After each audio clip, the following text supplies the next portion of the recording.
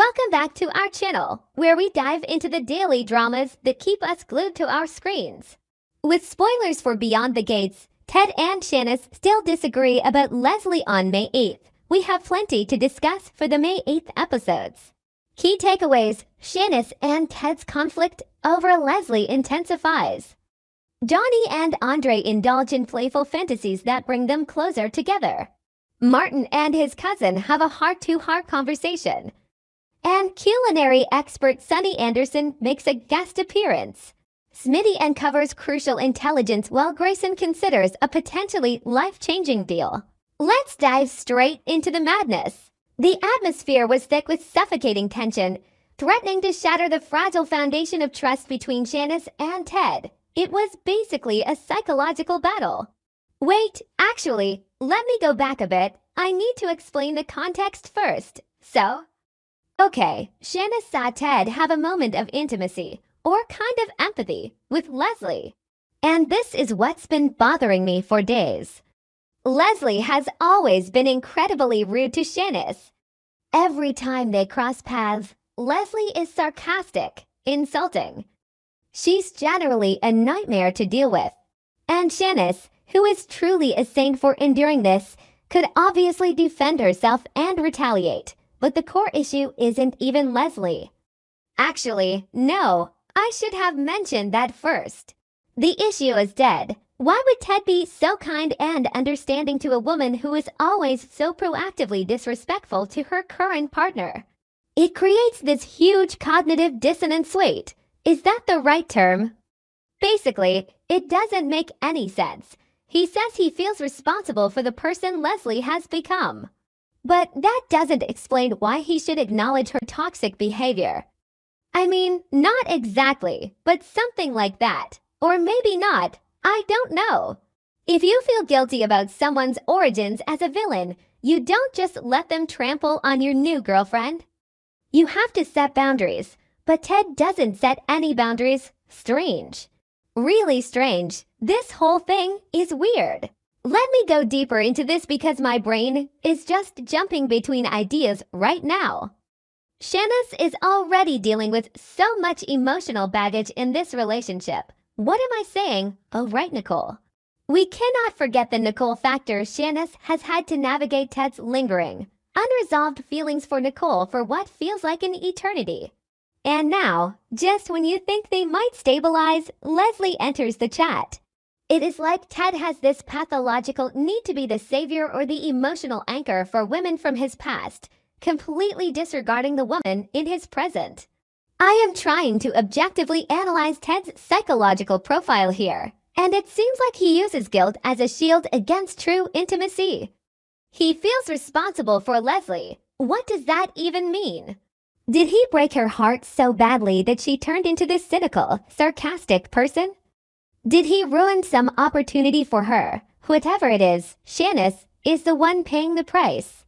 And honestly, I am constantly doubting myself here, but I predict this is going to be the breaking point. Shanice cannot survive a relationship where she is constantly the third wheel to her boyfriend's guilt complex. She just can't. I keep trying to figure out what Ted's ultimate endgame is here. Is he trying to fix Leslie so he can finally forgive himself? And if he fixes her, then what? Does she just magically become nice to Shanice? No, wait a minute. Human psychology doesn't work like that. Leslie's hostility towards Shanice isn't just about her own trauma. It is about territoriality. Leslie sees Ted as hers, at least emotionally, and Shanice is the intruder. Ted's sympathy is just feeding Leslie's delusion that she still holds the primary spot in his life. I know I just said Ted is using guilt as a shield, but listen to me. Maybe Ted actually enjoys the attention. Maybe he likes having two women at odds over him, even if one of them is just an angry ghost from his past. Okay, that might be too harsh on Ted. He probably genuinely thinks he is doing the right thing. But the road to hell is paved with good intentions, and right now, Ted is driving Shanice straight down that road. Okay, wait a minute. Let me say that again, but shift focus because this ties into Nicole. Nicole and Carlton are having their own bizarre week. They are at Orphe Jean's restaurant, which, by the way, is a great setting for the sand they bump into Sunny Anderson. Yes, the Sunny Anderson from the Food Network. Maybe it's not important, but I noticed that food and dining out usually represent some kind of underlying domestic tension in this show. Like they are on a date trying to repair their fractured dynamic, and suddenly a celebrity chef is there. It is this weird injection of superficial celebrity culture into a very raw, emotional moment. Because let's be real, Carlton messed up. He completely botched things with this psychiatrist. I don't even fully understand the depths of how badly he mismanaged that situation, but it put a huge strain on Nicole. But here is the twist. Nicole recently had a conversation with Ted, a non-anniversary conversation. And somehow, talking to Ted, who is currently ruining his own relationship with Shanice, has made Nicole see Carlton in a completely different light. Okay, I know I just said the opposite a minute ago about Ted being a mess, but listen to me. Maybe Ted's messiness is exactly what Nicole needed to see.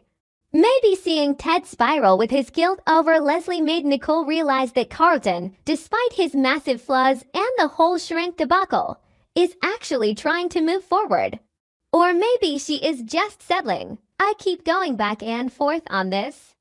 It is fascinating how one person's dysfunction can make another person's dysfunction look appealing. Nicole is looking at Carlton and thinking, well, at least he isn't emotionally triangulating me with a bitter ex. Actually, wait, has Carlton done that? I can't even remember right now. My brain is too full of other theories. Anyway, the main point is, wait, what was the main point? Oh, the contrast in relationships. Because while Ted and Shanice are suffocating under the weight of traditional relationship expectations and jealousy, Donnie and Andre are over here living in year 3000. I need to talk about Donnie and Andre.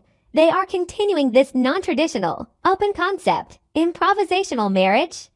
Basically, they claim they don't get jealous.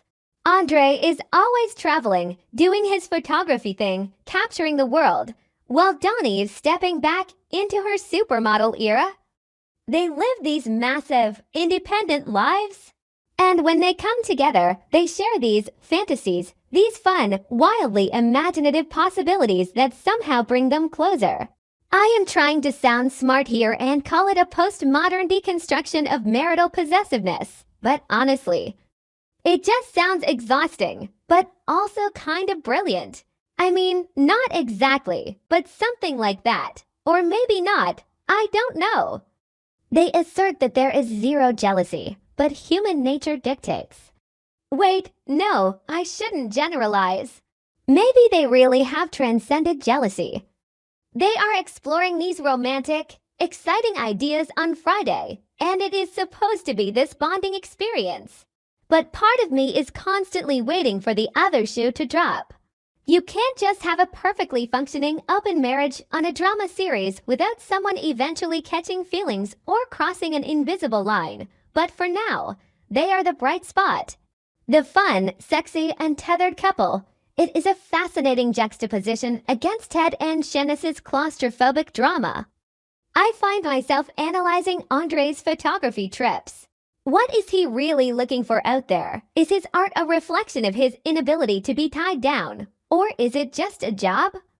And Donnie returning to the runway, she is reclaiming her spotlight. They are both alpha personalities who refuse to be caged by traditional vows. It works for them now, but I predict that one of these fantasies they share is going to hit a little too close to home. And that supposedly non-existent jealousy is going to flare up like a wildfire. Actually, speaking of things flaring up, let's pivot to Martin. Martin is trying to catch up on his personal life after being completely consumed by his re-election campaign. Politics is a dirty game, and it isolates you. So now he is on an apology tour, basically. He visited his parents for their anniversary, which is sweet. But then he had this deep conversation with his sister Kot. And what did they talk about? Ted and Nicole, because of course they did. All roads lead back to Ted and Nicole. It is like the entire town revolves around their gravitational pull. But the really interesting part is his upcoming conversation with his cousin. I am almost certain this is Naomi. If it is Naomi, this casual family catch-up is about to turn into an intelligence briefing. Naomi just had a conversation with Ashley, and Ashley brought up Smitty. Do you see how this web is weaving together? It is like a masterclass in narrative triangulation. Martin thinks he is just having a nice family chat, trying to ground himself after the chaos of the campaign trail, but Naomi is going to drop breadcrumbs about Smitty's current projects. And Smitty's projects are not just casual gossip, they are dangerous. Martin, being a politician, is going to have to decide if he wants to get involved in this underground mess or keep his hands clean. Knowing Martin, he will probably try to stay out of it, but family ties always drag you back in. What am I saying? Oh, right, the flow of information. It goes from Ashley to Naomi to Martin, and eventually, it is going to blow up in everyone's faces. Which brings me to the absolute most stressful part of this entire week. The plasma ring. What am I saying? I need to take a breath. The plasma ring storyline is escalating so fast my brain can barely process it.